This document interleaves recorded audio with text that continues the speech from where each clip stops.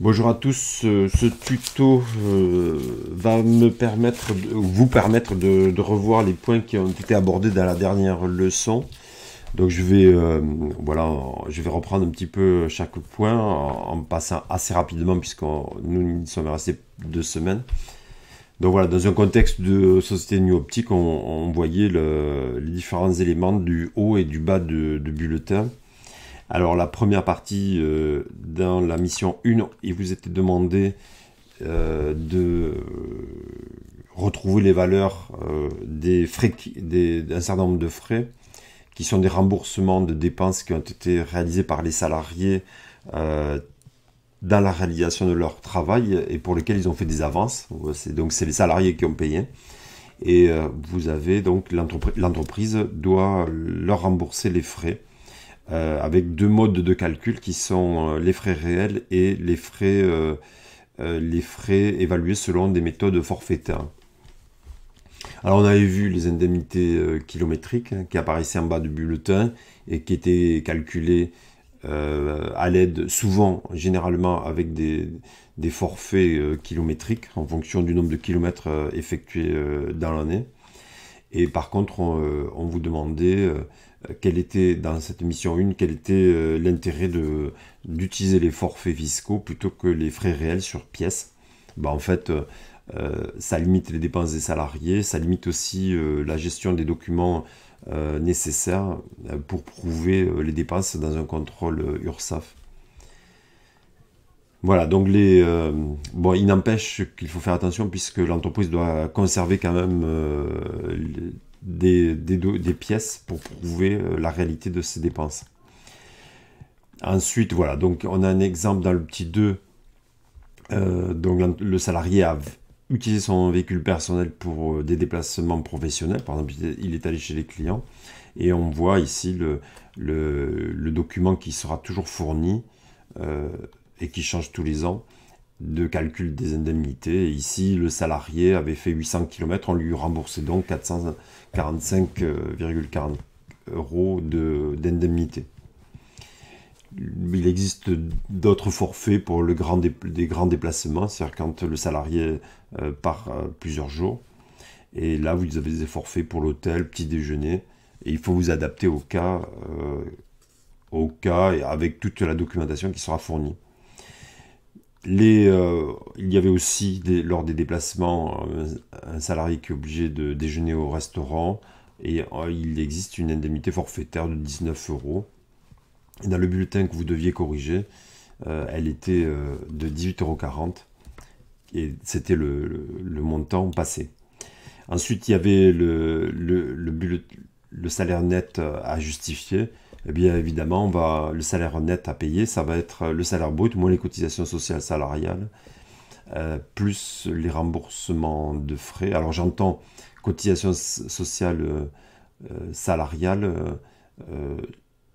y compris le PASS, prélèvement à la source. On vous demandait aussi de chercher d'autres forfaits de remboursement et on avait trouvé des déplacements à vélo qui peuvent être indemnisés par l'employeur, des frais d'abonnement au transport public avec une obligation de prise en charge dans certaines conditions.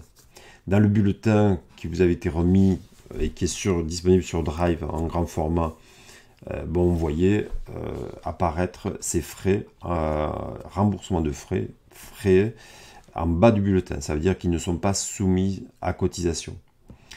La suite du cours traitait ces IRE et des avances et acomptes, ainsi que les avantages en nature. Alors je vous fais observer ici que l'avantage en nature est une information qui apparaît en haut du bulletin et qu'on retrouve en moins dans le bulletin. Donc en fait on a une somme ajoutée en haut et une somme soustraite en bas. Donc ça fait une opération neutre, sauf qu'entre les deux, cela a impacté le calcul des cotisations salariales et patronales. Voilà, donc par la suite, on voyait la définition d'un avantage en nature. C'est lorsque l'employeur exonère un salarié d'une dépense personnelle gratuitement ou un prix inférieur à cette dépense, et il fait bénéficier au salarié d'un avantage en nature. Exemple, un logement de fonction. Et vous aviez cherché une liste d'avantages de nature. On avait trouvé logement de fonction, véhicule de fonction, un ordinateur portable nourriture. C'est-à-dire que lorsque l'employeur nourrit gratuitement ou à un coût inférieur à un forfait qui est établi,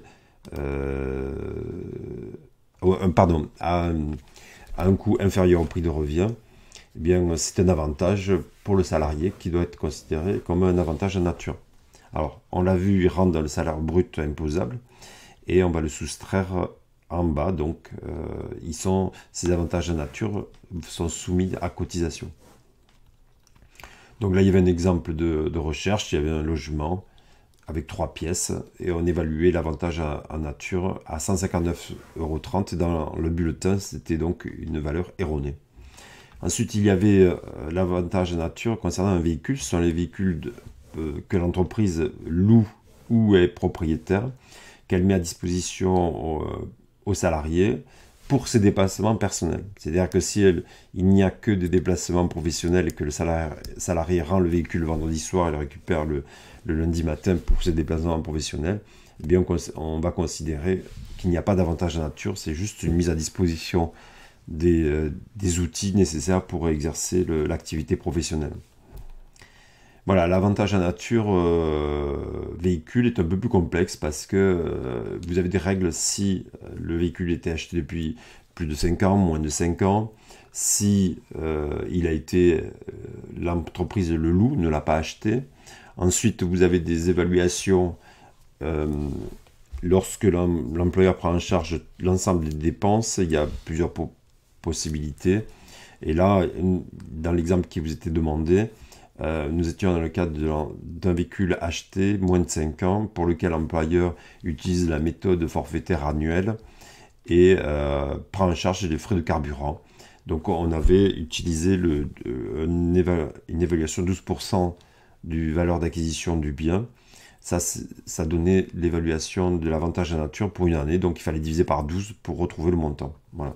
Donc 30 000 fois 12% divisé par 12 mois, et ça faisait 300 € par mois. Ensuite, il y a une autre information qui peut apparaître sur les bulletins, c'est les titres restaurants. Donc on avait vu que c'était l'employeur qui achetait des titres restaurants à une valeur faciale, 10 €, 8 €, 12 €.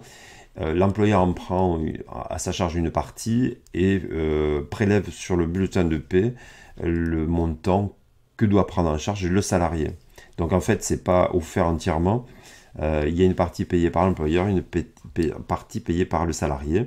Et en contrepartie, l'employeur remet ses titres de restaurant de manière uniforme. C'est pas une prime. Hein. Si on l'attribue à un salarié, il faut l'attribuer à tous les salariés voilà, de manière générale. Et il y a des conditions pour lesquelles cet avantage, qui est quand même un avantage pour les salariés, n'est pas traité comme avantage en nature. C'est-à-dire que c'est la part employeur ne va pas être considérée comme un avantage en nature s'il y a des conditions qui sont respectées. Et les conditions sont les suivantes, puisque la part employeur doit être comprise entre 50 et 60% de la valeur nominale ou faciale du titre. Et la part employeur ne doit pas excéder 5,55 €. Bon, évidemment, ça change tous les ans, à part les seuils 50 et 60. Donc l'information est toujours fournie dans les sujets. Donc l'employeur achète à une société spécialisée les titres, les remet aux salariés et prélève sur le bulletin la part des salariés. Voilà pour les titres restaurants. Ensuite, vous appreniez ce que sont les acomptes sur salaire. Lorsque le salarié a pu travailler à une certaine durée, il peut demander une avance à l'employeur sur son salaire du mois. Donc, on retrouvera cette ligne en minoration en bas du bulletin éventuellement, en fin de mois. Ensuite, il y a la saisie-arrêt. La saisie-arrêt, ce sont dans certaines conditions, la justice peut, par l'intermédiaire des huissiers, obliger les employeurs à prélever des montants pour couvrir des dettes. Ça peut être des dettes de diverses catégories, des amendes pas payées, des dettes publiques. Dans certains cas, ça peut être des pensions alimentaires, mais là, c'est dans la réalité peu appliqué. Et ici, dans la saisie-arrêt, eh bien, on a un tableau qui vous sera aussi fourni, qui calcule, qui détermine le montant maximal saisissable. Et ce tableau est un raisonnement par tranche. Donc on calcule le salaire net après du mois, net après cotisation salariale et passe. Puis on utilise cette grille pour calculer le salaire. Alors ici, il y avait un exemple. Alors, avant de rentrer à l'exemple, je rappelle que c'est une décision de justice, c'est généralement un huissier qui l'a mis en application, et l'employeur, lui, quand il a cette injonction, il va payer l'organisme pour éteindre la dette du salarié, et le salarié ne peut pas s'y opposer, c'est une obligation. Donc ici, on avait un bulletin de 2970 € brut et net 2376 €, et on vous demandait de calculer le montant saisi. Alors je vais retrouver le fichier. Voilà, donc ici on avait un exemple de bulletin. Voilà, avec salaire de base, ça c'était le salaire brut, et on avait un salaire net de 2376, donc ça on l'avait vu, on avait calculé. Je vous avais proposé une grille de compréhension du montant saisissable, et en fait voilà, j'avais mis le salaire net en rouge dans un bâton à droite de l'échelle, et donc lorsque le salaire va de 0 à la borne 222,5, eh bien le prélèvement est de 1/20 sur cet écart, ce qui faisait 16,13 € pour cette tranche. La deuxième tranche au-delà de 322 s'arrête à 629, et là sur le salaire, cette partie là de salaire, c'est 1/10, et 1/10 de 629 moins 322, ça fait fois 0,1, ça fait 30,67. Donc en cumulé, c'est 16 plus 30,67, ça fait 46,78. Donc ici on voit que les tranches se cumulent, et donc évidemment le salaire saisissable maximal augmente. Et on voit qu'on a une borne ici à 2863,33, et tout le salaire au-delà peut être prélevé. Donc ici, la borne le maximum saisissable jusqu'à 1863,33, c'est 495, et tout ce qui dépasse est saisissable. Donc on voit bien que le montant saisissable peut être très important. Voilà, donc ici, vous avez... Je vais réduire pour faire rentrer dans l'écran. Le salaire qui était de 2376 €, on dépassait 1863. Donc le montant saisissable était de 495,68 €, auquel se rajoute la dernière borne, c'est-à-dire 2376 moins la 1863,33, ce qui donne 562,67. Et donc on a une fraction saisissable totale de 1058,35.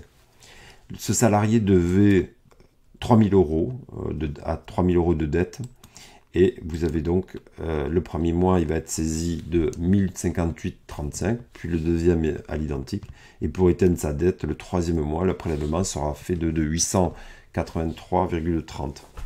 Et ainsi, il a pu... pas sur le volontariat, hein, évidemment, il a pu éteindre sa dette. Voilà en ce qui concerne le court traité. Ensuite, vous avez à traiter le cas SA Concept, donc voilà, qui est un peu plus proche d'une réalité, puisque vous avez un salarié, Pierre, qui est conducteur, il a un salaire de base de 2145 €, une prime ancienneté de 7% et une prime salissure de 120 €. Par contre, il est marié avec 3 enfants. Il est marié et a 3 enfants, 13, 9 et 4 ans. Et en dessous, vous pouvez voir le courrier du tribunal de grande instance qui donne l'injonction de faire la saisie arrêt.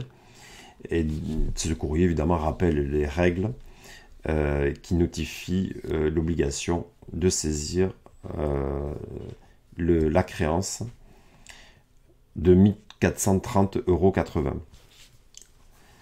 Voilà, donc la particularité de ce cas, c'est que le salarié a des enfants, et une règle, donc je vais revenir sur la règle, on avait trouvé pendant le cours l'information Lorsqu'un salarié a des personnes à charge, les tranches sont majorées de 124 € par personne à charge. Donc lui, il a 3 personnes à charge.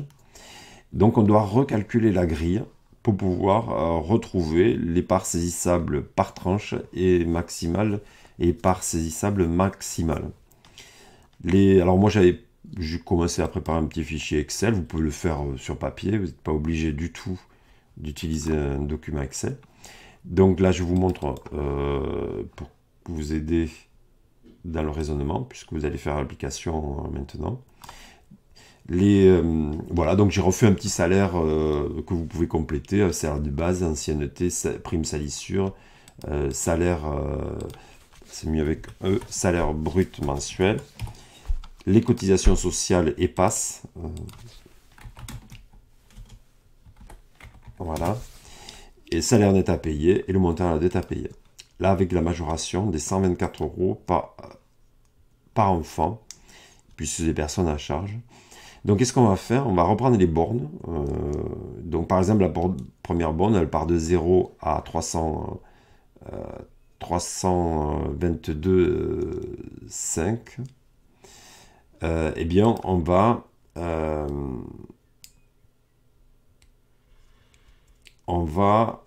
augmenter la borne supérieure. On va faire 322,5 plus 120, plus 120, plus 120, plus 3 fois 120. Et si on respecte la consigne, eh bien, a priori, on devrait aussi augmenter la borne inférieure de 124 € x 3. Voilà, donc, et après, vous allez recalculer toutes les bornes, et en dessous, ça sera évidemment 0. Vous allez recalculer toutes les bornes, et déterminer, vous complétez le tableau, vous faites sur document, papier, pas besoin d'Excel pour ça, et ensuite vous saisissez les fractions saisissables de ce salarié, combien de temps, de combien vous avez lui saisi le salaire et pendant combien de temps. Voilà, on ne va pas rentrer dans le détail est-ce que les primes de salissure, primes d'ancienneté rentrent dans le brut saisissable, sinon on irait trop loin par rapport au programme. Donc nous on considère que le montant saisissable c'est bien le salaire net à payer avec toutes les composantes du salaire. Voilà, bon travail. Donc on se retrouve un petit peu plus tard certainement sur Discord pour corriger le cas et ensuite on continuera demain la suite des exercices. Merci.